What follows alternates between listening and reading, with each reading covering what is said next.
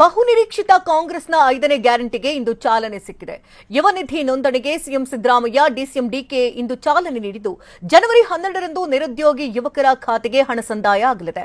ಈ ಸುದ್ದಿಗಳನ್ನು ನೋಡೋಣ ಗ್ಯಾರಂಟಿ ಯುವ ನಿಧಿ ನ್ಯೂಸ್ ಎಕ್ಸ್‌ಪ್ರೆಸ್‌ನಲ್ಲಿ. 4 ಗ್ಯಾರಂಟಿಗಳನ್ನ ಕೊಟ್ಟ ಮಾತಿನಂತೆ ಜಾರಿಗೆ ತಂದಿದ್ದ ಕಾಂಗ್ರೆಸ್ ಸರ್ಕಾರ ಯಶಸ್ವಿಯಾಗಿ ಮುನ್ನಡೆದಿತ್ತು. ಆದ್ರೆ ಇನ್ನೂ ಒಂದು ಯುವ ನಿಧಿ ಮಾತ್ರ ಬಾಕಿ ಇತ್ತು. 5ನೇ ಗ್ಯಾರಂಟಿ ಯಾವಾಗ ಜಾರಿ ಮಾಡ್ತೀರಾ ಅಂತ ವಿಪಕ್ಷಗಳು ಪ್ರಶ್ನೆ ಮಾಡುತ್ತಲೇ ಇದ್ವು. ಆದ್ರಿಂದು ಯುವ ನಿಧಿ ನೋಂದಣಿಗೂ ಚಾಲನೆ ಸಿಕ್ಕಿದೆ. ಲೋಕಸಭೆ ಚುನಾವಣೆ ಹೊಸ್ತಿಲಿನಲ್ಲಿ ಮತ ಲೆಕ್ಕಾಚಾರ ಹಾಕಿ ಯುವ ನಿಧಿಗೆ ಚಾಲನೆ ಕೊಡಲಾಗಿದೆ.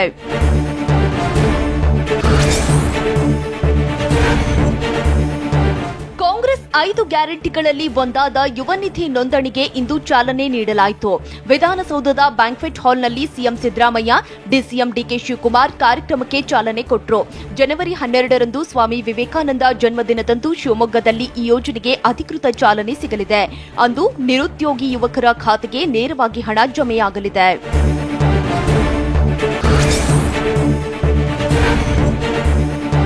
ಯುವ ನಿಧಿ ಯುವ ಜನತೆಯ ಉಜ್ವಲ ಭವಿಷ್ಯಕ್ಕಾಗಿ ಎಂಬ ಶೀರ್ಷಿಕೆಯಡಿ ಕಾರ್ಯಕ್ರಮ ನಡೆದಿದ್ದು, ಲೋಕಸಭೆ ಚುನಾವಣೆ ಹೊಸ್ತಿಲಲ್ಲಿ 5ನೇ ಗ್ಯಾರಂಟಿಗೆ ಚಾಲನೆ ಕೊಡುವ ಮೂಲಕ ಕಾಂಗ್ರೆಸ್ ಯುವ ಮತಗಳ ಮೇಲೆ ಕಣ್ಣಿಟ್ಟಿದೆ. ಯೋಜನೆಗೆ ಪ್ರಸಕ್ತ ಸಾಲಿ ವರ್ಷದಲ್ಲಿ 250 ಕೋಟಿ ಹಾಗೂ ಮುಂದಿನ ವರ್ಷಕ್ಕೆ 1250 ಕೋಟಿ ರೂಪಾಯಿ ವೆಚ್ಚ ತಗುಲಲಿದೆ.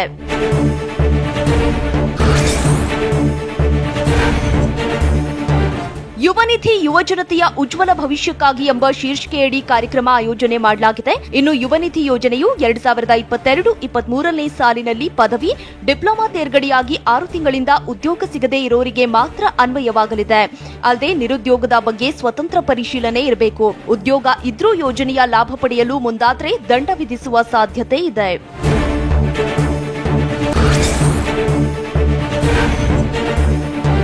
2022-23ನೇ ಸಾಲಿನ ಶೈಕ್ಷಣಿಕ ವರ್ಷದಲ್ಲಿ ಪದವಿ ಪಡೆದಿರಬೇಕು. ಈ ಶೈಕ್ಷಣಿಕ ವರ್ಷದಲ್ಲಿ ಪದವಿ ಪಡೆದು 6 ತಿಂಗಳು ಪೂರೈಸಿರಬೇಕು. ಉನ್ನತ ಶಿಕ್ಷಣ ವ್ಯಾಸಂಗಕ್ಕೆ ಸೇರದಿರೋರು ಅರ್ಜಿ ಸಲ್ಲಿಸಬಹುದು. ಯಾವುದೇ ಉದ್ಯೋಗಕ್ಕೆ ಸೇರದೆ ಇರೋರು ಅರ್ಹರಾಗುತ್ತಾರೆ. ಪದವಿ ಮತ್ತು ಡಿಪ್ಲೊಮಾ ತೇರ್ಗಡೆಯಾದವರಿಗೆ ಮಾತ್ರ ಅವಕಾಶ. ನಿರುದ್ಯೋಗಿ ಪದವೀಧರರಿಗೆ ಮಾಸಿಕ 3,000 ಆರ್ಥಿಕ ನೆರವು, ಡಿಪ್ಲೊಮಾ ಪೂರೈಸಿದವರಿಗೆ ಮಾಸಿಕ 1,500 ರೂಪಾಯಿ ಆರ್ಥಿಕ ನೆರವು ಸಿಗಲಿದೆ.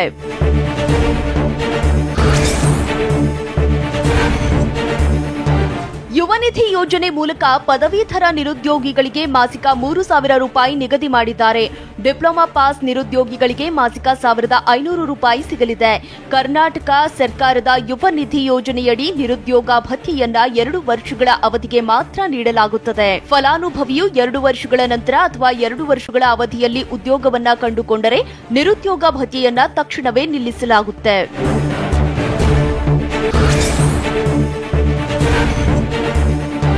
ಯುವ ನಿಧಿಗೆ ಅರ್ಜಿ ಸಲ್ಲಿಸುವ ಅಭ್ಯರ್ಥಿಗಳು sevasindu.karnataka.gov.in, ಸೇವಾ ಸಿಂಧು ಪೋರ್ಟಲ್, ಬಾಪೂಜಿ ಸೇವಾ ಕೇಂದ್ರ, ಕರ್ನಾಟಕ 1 ಸೇರಿದಂತೆ ಇತರೆ ಸೇವಾ ಕೇಂದ್ರಗಳಲ್ಲಿ ನೋಂದಣಿ ಮಾಡಿಕೊಳ್ಳಬೇಕು.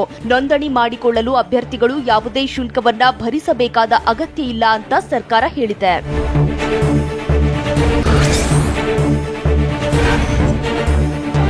ಇನ್ನು ಅರ್ಜಿ ಸಲ್ಲಿಸಲು ಏನೇನು ದಾಖಲೆ ಬೇಕು ಅಂತ ನೋಡೋದಾದ್ರೆ ಆಧಾರ್ ಕಾರ್ಡ್, ಎಸ್ಎಸ್ಎಲ್ಸಿ ಅಂಕಪಟ್ಟಿ, ಬ್ಯಾಂಕ್ ಖಾತೆ ಪಾಸ್ಬುಕ್ ಪ್ರತಿ, ಪದವಿ ಅಥವಾ ವೃತ್ತಿಪರ ಕೋರ್ಸ್ ಪಡೆದ ಪ್ರಮಾಣ ಪತ್ರ, ಕೋರ್ಸ್ ಮುಗಿದು 6 ತಿಂಗಳಾದರೂ ಉದ್ಯೋಗ ಪಡೆಯದ ಕುರಿತು ಸ್ವಯಂ ದೃಢೀಕೃತ ಪ್ರಮಾಣ ಪತ್ರ ಅಥವಾ ನೋಟರಿ ಪ್ರಮಾಣ ಪತ್ರ ದಾಖಲೆಗಳು ಸಲ್ಲಿಸಬೇಕು.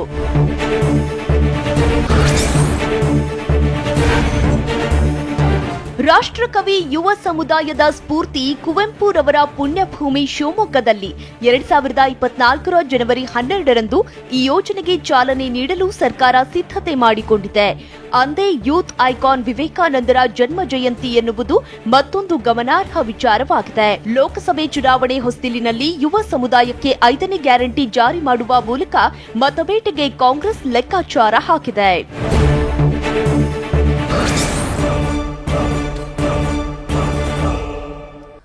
ರಾಜ್ಯದಲ್ಲಿ 35 JN1 ಕೇಸ್ ಪತ್ತೆಯಾದ ಕಾರಣ ಇಂದು ಆರೋಗ್ಯ ಇಲಾಖೆ ಮಹತ್ವದ ಸಭೆ ನಡೆಸಿದೆ. ಸೋಂಕಿತರಿಗೆ 1 ವಾರ ಕ್ವಾರಂಟೈನ್ ಕಡ್ಡಾಯ ಅಂತ ಸಚಿವ ದಿನೇಶ್ ಗುಂಡೂರಾವ್ ಹೇಳಿದರು. ಈ ಸುದ್ದಿಗಳನ್ನು ನೋಡೋಣ ಕೋವಿಡ್ ಕಟ್ಟೆಚ್ಚರ ನ್ಯೂಸ್ ಎಕ್ಸ್‌ಪ್ರೆಸ್‌ನಲ್ಲಿ. ರಾಜ್ಯದಲ್ಲಿ 35 JN1 ಕೇಸ್ ಪತ್ತೆಯಾದ ಕಾರಣ ಇಂದು ಮಧ್ಯಾಹ್ನ ರಾಜ್ಯ ಸರ್ಕಾರ ಮಹತ್ವದ ಸಭೆ ನಡೆಸಿದೆ. ಸಬ್ ಕಮಿಟಿ ಅಧ್ಯಕ್ಷರೂ ಆಗಿರುವ ಆರೋಗ್ಯ ಸಚಿವ ದಿನೇಶ್ ಗುಂಡೂರಾವ್ ನೇತೃತ್ವದಲ್ಲಿ ಸಭೆ ನಡೆದಿತ್ತು. ಮಾಸ್ಕ್, ಹೊಸ ವರ್ಷ ರೂಲ್ಸ್ ಸೇರಿದಂತೆ ಕೋವಿಡ್ ಕಟ್ಟಿಹಾಕಲು ಹಲವು ವಿಷಯಗಳ ಬಗ್ಗೆ ಚರ್ಚೆ ನಡೆಸಿದ್ದಾರೆ.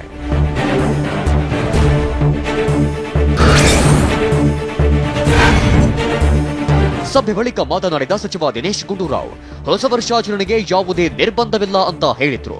ಆದರೆ ಮಾಸ್ಕ್, ದೈಹಿಕ ಅಂತರ ಸೇರಿದಂತೆ ಕೋವಿಡ್ ರೂಲ್ಸ್ ಗಳನ್ನ ಕಡ್ಡಾಯವಾಗಿ ಪಾಲಿಸಬೇಕು ಅಂತ ಹೇಳಿದ್ರು. ಹೊಸ ವರ್ಷಕ್ಕೆ ಏನು ಬರ್ತಾ ಇದೆ, ಹೊಸ ವರ್ಷಕ್ಕೆ ಯಾವುದೇ ರೀತಿಯ ನಾವು ನಿರ್ಬಂಧನೆಗಳಾಗ್ತಾ ಇಲ್ಲ. ಸೆಲೆಬ್ರೇಷನ್ಸ್ ಮಾಡಬಾರ್ದು, ಜನ ಸೇರಬಾರ್ದು ಅಂತ ಏನು ಹೇಳ್ತಾ ಇಲ್ಲ. ಅದು ಎಲ್ಲರಿಗೂ ಸ್ಟ್ಯಾಂಡರ್ಡ್ ಅಡ್ವೈಸರಿ ಇರ್ತದೆ ದಟ್ ಪ್ಲೀಸ್ ನೀವು ಹೆಚ್ಚು ಜನ ಇರುವಂಥ ಪ್ರದೇಶಗಳಿಗೆ ಹೋದಾಗ ಅಲ್ಲಿ ನೀವು ಮಾಸ್ಕ್ಗಳು ಹಾಕೊಂಡು. ರಾಜ್ಯದ ಜನ JN1 ಬಗ್ಗೆ ಯಾವುದೇ ಆತಂಕ ಪಡುವ ಅಗತ್ಯವಿಲ್ಲ. ಜನರು ಆರೋಗ್ಯದ ಬಗ್ಗೆ ಹೆಚ್ಚು ಎಚ್ಚರ ವಹಿಸಬೇಕು. ರಾಜ್ಯದಲ್ಲಿ ಕೋವಿಡ್ ಟೆಸ್ಟಿಂಗ್ ಹೆಚ್ಚಳ ಮಾಡ್ತೇವೆ, ನಾಳೆಯಿಂದ ನಿತ್ಯ 5,000 ಟೆಸ್ಟಿಂಗ್ ಮಾಡ್ತೇವೆ ಅಂತ ದಿನೇಶ್ ಗುಂಡೂರಾವ್ ಹೇಳಿದ್ರು. 5,000 ಟೆಸ್ಟ್ ಪ್ರತಿದಿನ ನಮಗೆ ಶನಿವಾರದಿಂದ ಆಗಬೇಕು ಅಂತ ಹೇಳಿದ್ದು. ಆದರೆ ಅದು ಸ್ವಲ್ಪ ಹೆಚ್ಚು ಕಡಿಮೆ ತಡ ಆಗಿತ್ತು. ನಿನ್ನೆ 3,200 ಹತ್ರ ನಾವು ಟೆಸ್ಟ್ಗಳು ಮಾಡಿದ್ದೇವೆ. ಇವತ್ತು ಖಂಡಿತವಾಗಿಯೂ ಅದು 5,000 ಮುಟ್ತೀವಿ.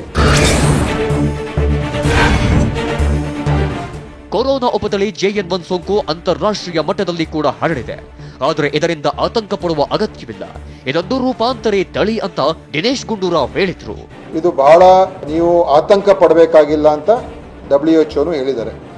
ಕೇಂದ್ರ ಸರ್ಕಾರ ಕೂಡ ಅದೇ ಮಾರ್ಗಸೂಚಿ ಅವ್ರದ್ದು ಇದೆ.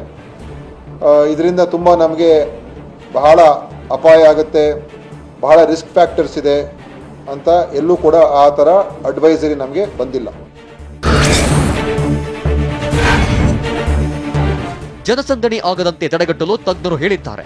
ಇನ್ನು ಹೊಸ ವರ್ಷಾಚರಣೆಗೆ ಯಾವುದೇ ನಿರ್ಬಂಧ ಇಲ್ಲ ಅಂತ ತುಮಕೂರಿನಲ್ಲಿ ಗೃಹ ಸಚಿವ ಜಿ ಪರಮೇಶ್ವರ್ ಹೇಳಿದ್ದಾರೆ.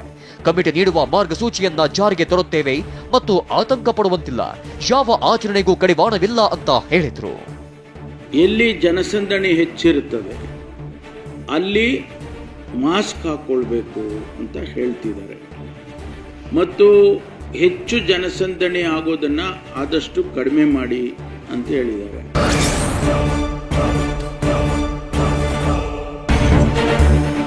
ಬೆಂಗಳೂರಿನ ಇಂದಿರಾ ಗಾಂಧಿ ಮಕ್ಕಳ ಆಸ್ಪತ್ರೆ ರೋಗಿಗಳ ಸಂಬಂಧಿಕರಿಗೆ ಕೊನೆಗೂ ಸೂರು ಸಿಕ್ಕಿದೆ. ಆಸ್ಪತ್ರೆ ಆವರಣದಲ್ಲಿರುವ ತಂಗುದಾಣಕ್ಕೆ ಮರುಜೀವ ನೀಡಲಾಗಿದೆ. ಈ ಹಿಂದೆ ಇಲ್ಲಿ ಹೆಗ್ಗಣಗಳ ಗೂಡಾಗಿದ್ದ ವಿಶ್ರಾಂತಿ ಸ್ಥಳದ ಬಗ್ಗೆ TV9 ನಿರಂತರ ವರದಿ ಮಾಡಿತ್ತು.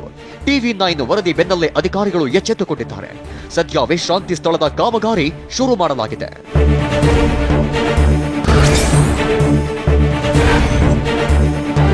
ಹೊಸ ವರ್ಷಾಚರಣೆಗೆ ಚಿಕ್ಕಬಳ್ಳಾಪುರ ತಾಲೂಕಿನ ನಂದಿಗಿರಿಧಾಮಕ್ಕೆ ಪ್ರವೇಶ ನಿಷೇಧಿಸಲಾಗಿದೆ. ಡಿಸೆಂಬರ್ 31 ಸಂಜೆ 6 ಗಂಟೆಯಿಂದ ಜನವರಿ ಬೆಳಗ್ಗೆ 6 ಗಂಟೆವರೆಗೂ ನಿಷೇಧ ಜಾರಿ ಮಾಡಿ ಜಿಲ್ಲಾಧಿಕಾರಿ PN ರವೀಂದ್ರ ಆದೇಶಿಸಿದ್ದಾರೆ. ಯಾವುದೇ ಅಹಿತಕರ ಘಟನೆಗಳು ನಡೆಯದಂತೆ ಮುಂಜಾಗ್ರತಾ ಕ್ರಮವಾಗಿ ನಿಷೇಧ ಜಾರಿ ಮಾಡಿದ್ದಾರೆ. ಸಿಲಿಕಾನ್ ಸಿಟಿ ಬೆಂಗಳೂರಿನಲ್ಲಿ ಮಧ್ಯರಾತ್ರಿ 1ರವರೆಗೆ ಹೊಸ ವರ್ಷಾಚರಣೆಗೆ ಅನುಮತಿ ಇರಲಿದೆ.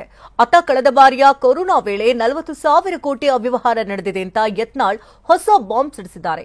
ಈ ಸುದ್ದಿಗಳನ್ನು ನೋಡೋಣ ಸಮಗ್ರ ಸಮಾಚಾರ ನ್ಯೂಸ್ ಎಕ್ಸ್‌ಪ್ರೆಸ್ನಲ್ಲಿ. ಹೊಸ ವರ್ಷಾಚರಣೆಗೆಂದು ಯಾವುದೇ ಅಹಿತಕರ ಘಟನೆ ನಡೆಯಬಾರದು ಎಂಬ ಉದ್ದೇಶಕ್ಕೆ ಹೊಸ ವರ್ಷಾಚರಣೆಗೆ ಹೊಸ ರೂಲ್ಸ್ ಜಾರಿ ಮಾಡಲಾಗಿದೆ. ಮಧ್ಯರಾತ್ರಿ 1 ಗಂಟೆವರೆಗೆ ಹೊಸ ವರ್ಷಾಚರಣೆಗೆ ಅನುಮತಿ ನೀಡಲಾಗಿದ್ದು 1 ಗಂಟೆಯ ನಂತರ ಪಬ್ ಬಾರ್ ಬಂದ್ಗೆ ಆದೇಶ ನೀಡಲಾಗಿದೆ. 1 ಗಂಟೆವರೆಗೆ ಕ್ಲಬ್ಗಳು ಮತ್ತು ಬಾರ್ ಅಂಡ್ ರೆಸ್ಟೋರೆಂಟ್ಗಳು ನಡೆಯಲಿಕ್ಕೆ ಅವಕಾಶ ಇದೆ. 11 ಗಂಟೆವರೆಗೆ ವೈನ್ ಶಾಪ್ಗಳಿಗೆ ಅವಕಾಶ ಇದೆ. ಅದೇ ಕಾಲಮಿತಿಯನ್ನು ನಾವು ಅನುಷ್ಠಾನ ಮಾಡಲಿದ್ದೇವೆ. ಕೇಂದ್ರ ಭಾಗದಲ್ಲಿ ಬ್ರಿಗೇಡ್ ರಸ್ತೆ ಮತ್ತು ಬೇರೆ ಕಡೆಗಳೆಲ್ಲ ಏಕಮುಖ ಪ್ರವೇಶಕ್ಕೆ ಮಾತ್ರ ನಾವು ಅನುವಾದ ಮಾಡಿಕೊಡ್ತೇವೆ. MG ರಸ್ತೆ ಪ್ರವೇಶಿಸಿದರೆ ಅನಿಲ್ ಕುಂಬ್ಳೆ ಜಂಕ್ಷನ್ನಿಂದ ಮೇಹಾಲ್ ಜಂಕ್ಷನ್ ಮೂಲಕ MG ರಸ್ತೆ ಪ್ರವೇಶಿಸಬಹುದು, ಬೇರೆ ಕಡೆಯಿಂದ ಪ್ರವೇಶಿಸಲಾಗಿಲ್ಲ. ಮತ್ತು ಅದೇ ರೀತಿ ನೀವು ಸಾರ್ವಜನಿಕರು ಬರ್ತಕ್ಕಂಥವ್ರು ಕೂಡ ಪ್ರತಿ ವರ್ಷ ಮಾಡಿದಂತೆ ಯೂನಿಡೈರೆಕ್ಷನಲ್ ಮೂವ್ಮೆಂಟ್, ಒಂದೇ ಡೈರೆಕ್ಷನಲ್ಲಿ ಅವರು ಬರಬೇಕು ಹೊರತಾಗಿ ಆ ಕಡೆ ಈ ಕಡೆ ಎರಡು ಕಡೆಯಲ್ಲೂ ಬರ್ತಕ್ಕಂಥದ್ದಕ್ಕೆ ಆಸ್ಪದ ಕೊಡೋದಿಲ್ಲ. ಇನ್ನು ಡಿಸೆಂಬರ್ 31 ಸಂಜೆ 6ರಿಂದ ಬೆಳಗ್ಗೆ 6ರವರೆಗೆ ಬೆಂಗಳೂರಿನ ಎಲ್ಲ ಫ್ಲೈಓವರ್ ಬಂದ್ ಮಾಡಲಿದ್ದೇವೆ ಅಂತ ನಗರ ಪೊಲೀಸ್ ಆಯುಕ್ತ ಬಿ ದಯಾನಂದ್ ಹೇಳಿದ್ದಾರೆ. ಏರ್ಪೋರ್ಟ್ ರಸ್ತೆ ಹೊರತುಪಡಿಸಿ ಉಳಿದೆಡೆ ಸಿಸಿಟಿವಿ ಅಳವಡಿಸಲಾಗಿದ್ದು ಡ್ರೋನ್ ಕ್ಯಾಮೆರಾ ಕೂಡ ಕಾರ್ಯಾಚರಣೆ ನಡೆಸಲಿವೆ. ಈ ಸುರಕ್ಷತೆಯ ದೃಷ್ಟಿಯಿಂದ ರಾತ್ರಿ ಹೊತ್ತು ಈ ಫ್ಲೈಓವರ್ಗಳ ಮೇಲೆ ಅನೇಕ ಸಂದರ್ಭಗಳ ಹಿಂದೆ ಅನಾಹುತಗಳಾಗಿದ್ದಾವೆ. ಅದಕ್ಕೋಸ್ಕರ ಎಲ್ಲ ಫ್ಲೈಓವರ್ಗಳನ್ನು ರಾತ್ರಿ 31ರ ರಾತ್ರಿ 11 ಗಂಟೆಯಿಂದ ಬೆಳಗ್ಗೆ 6 ಗಂಟೆವರೆಗೆ ನಾವು ಕ್ಲೋಸ್ ಮಾಡ್ತಾ ಇದ್ದೇವೆ. ಎಕ್ಸೆಪ್ಟ್ ಅಂತಾರಾಷ್ಟ್ರೀಯ ವಿಮಾನ ನಿಲ್ದಾಣ ಅಂತ ತಲುಪತಕ್ಕಂಥ ಎಲಿವೇಟೆಡ್ ಫ್ಲೈಓವರ್ ಏನಿದೆ ಅದನ್ನು ಬಿಟ್ಟು ಉಳಿದ ಎಲ್ಲ ಫ್ಲೈಓವರ್ಗಳು ರಾತ್ರಿ 11 ಗಂಟೆಯಿಂದ ಕ್ಲೋಸ್ ಆಗಿರ್ತವೆ. ಇನ್ನು ಡಿಸೆಂಬರ್ 31ರ ರಾತ್ರಿ ಡ್ರಂಕ್ ಅಂಡ್ ಡ್ರೈವ್ ಚೆಕಿಂಗ್ ಹೆಚ್ಚಳ ಮಾಡುವುದಾಗಿ ಕಮಿಷನರ್ ಬಿ ದಯಾನಂದ್ ಹೇಳಿದ್ದಾರೆ. ನಾವು ಕುಡಿಬೇಡಿ ಅಂತ ಹೇಳಲ್ಲ, ಆದರೆ ಕುಡಿದು ವಾಹನ ಚಲಾಯಿಸಬೇಡಿ ಅಂತ ಕಮಿಷನರ್ ಬಿ ದಯಾನಂದ್ ಮನವಿ ಮಾಡಿದ್ದಾರೆ. ಈ ಡ್ರಂಕ್ ಅಂಡ್ ಡ್ರೈವಿಂಗ್ ಚೆಕಿಂಗ್ ಕೂಡ ನಿಯತವಾಗಿ ಕಳೆದ ಒಂದು ವಾರದಿಂದ ನಡೀತಾ ಇದೆ. So that people are aware that there is going to be drunk and driving checking in the city on 31st night, so that they do not indulge in excessive drinks. We do not ask them not to drink, but we appeal to them, don't drink and drive. Veerashaiva ಸಮ್ಮೇಳನದಲ್ಲಿ 3 ಪಂಚಾಚಾರ್ಯರು ಭಾಗಿಯಾಗಿದ್ದಾರೆ. ಅವರ ಸಮ್ಮುಖದಲ್ಲಿ ಲಿಂಗಾಯತರು ಹಿಂದೂಗಳಲ್ಲ ಎಂದು ನಿರ್ಣಯ ಕೈಗೊಳ್ಳಲಾಗಿದೆ ಅಂತ ಮಹಾಸಭಾ ಪ್ರಧಾನ ಕಾರ್ಯದರ್ಶಿ ಎಸ್.ಎಂ. ಜಾಮದಾರ್ ಹೇಳಿದ್ದಾರೆ. ಒಬ್ಬರು ಹೊರಗೊಂದು ಹೇಳಿಕೆ ಕೊಟ್ಟಿದ್ದಾರೆ, ಭಾಷಣ ಮಾಡಿದರು. ಆಮೇಲೆ ಅವರ ಎದುರಿನಲ್ಲಿಯೇ ಲಿಂಗಾಯತರು ಹಿಂದೂಗಳಲ್ಲೆಂಬ ಒಂದು ದೃಢ ನಿರ್ಧಾರವನ್ನು ವೀರಶೈವ ಮಹಾಸಭೆ ತೆಗೆದುಕೊಂಡಿದೆ. ವೀರಶೈವ ಲಿಂಗಾಯತ ಪ್ರತ್ಯೇಕ ಧರ್ಮ ಮಾಡಬೇಕು ಅಂತ ಹೇಳಿದ್ದಾರೆ. ಅದಕ್ಕೆ ನಾವು ಒಪ್ಪಿಕೊಂಡಿದ್ದೇವೆ. ಜಾತಿ ಗಣತಿ ಏನಾಗಿದೆ ಅಂತ ಮೊದಲು ಬಿಡುಗಡೆ ಮಾಡಲಿ, ವರದಿ ಸರಿಗಿದ್ರೆ ಇಟ್ಕೊಳ್ಳಿ, ಇಲ್ಲವೇ ಹೊಸ ಸರ್ವೆ ಮಾಡಿಸ್ಲಿ ಅಂತ ಬಸವರಾಜ ರಾಯರೆಡ್ಡಿ ಹೇಳಿದ್ದಾರೆ. ವೀರಶೈವ ಮಹಾಸಭಾ ರೆಸಲ್ಯೂಷನ್ ಮಾಡಿದೆ, ಏನಂತ, ನೀವು ಹಿಂದೂ ಧರ್ಮ ಅಂತ ಬರ್ಸ್ಬೇಡ್ರಿ, ವೀರಶೈವ ಲಿಂಗಾಯತ ಧರ್ಮ ಅಂತ ಬರ್ಸ್ರಿ ಅಂತ ಹೇಳಿದ್ದಾರೆ. ಇದೇನು ಹೊಸ ಇದೇನಲ್ಲ, ಮೊದಲಿಂದನೂ ಇದೆ, ಡಿಮ್ಯಾಂಡ್ ಇದೆ, ಅದನ್ನು ನಾವು ಒಪ್ಪಿದ್ದೇವೆ. ಕಳೆದ ಬಾರಿಯ ಕೊರೋನಾ ವೇಳೆ 40,000 ಕೋಟಿ ಅವ್ಯವಹಾರ ನಡೆದಿದೆ ಅಂತ ವಿಜಯಪುರದಲ್ಲಿ ಬಿಜೆಪಿ ಶಾಸಕ ಯತ್ನಾಳ್ ಹೊಸ ಬಾಂಬ್ ಹಾಕಿದ್ದಾರೆ. ಅಲ್ಲದೆ ಎಲ್ಲೆಲ್ಲಿ ಲೂಟಿ ಮಾಡಿದ್ದಾರೆ ಎಂಬುದು ಹೊರ ತೆಗೆಯುತ್ತೇನೆ ಎಂದಿದ್ದಾರೆ. 8,000 ಕೋಟಿ ರೂಪಾಯಿ ಹೊಡೆದಾರ, ಅದರೊಳಗೆ 40,000 ಕೋಟಿ ರೂಪಾಯಿ ವ್ಯವಹಾರ ಐತಿ. ನಮ್ಮ ಕರೋನಾ ಯಾರು ಬಡ ನೋಡ್ರಿ, ಒಂದು ದವಾಖಾನೆಯಾಗ ಒಂದು ಕರೋನಾ ಪೇಷಂಟ್ಗೆ 8-10 ಲಕ್ಷ ರೂಪಾಯಿ ಬಿಲ್ ಮಾಡ್ಯಾರ. ಅದೇ ಹೇಳಕತ್ತೀನಿ, ನಮ್ಮ ಸರ್ಕಾರ ಅಂದ್ರೆ ತುಡುಗ್ರೆ ಅಲ್ಲ, ಯಾವ ಸರ್ಕಾರ ಇದ್ದಾರೆ.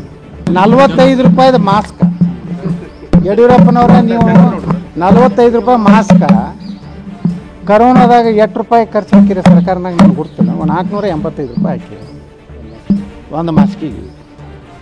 ಉದ್ಧಾರ ಮಾಡಿದ್ರಿ ನೀವು ಬಡ್ರು ಇದು ಕರೋನಾದಾಗ.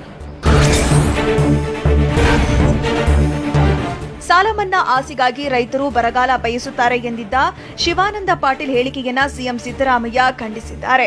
ಸಂಪುಟ ಸಚಿವರ ಹೇಳಿಕೆ ಕುರಿತು ಮೌನ ಮುರಿದ ಸಿಎಂ, ಅನ್ನದಾತರಾದ ರೈತರ ಬಗ್ಗೆ ಎಚ್ಚರಿಕೆಯಿಂದ ಮಾತ್ರವಲ್ಲ ಗೌರವದಿಂದ ಮಾತನಾಡಬೇಕು ಅಂತ ಸಿಎಂ ಟ್ವೀಟ್ ಮಾಡಿದ್ದಾರೆ.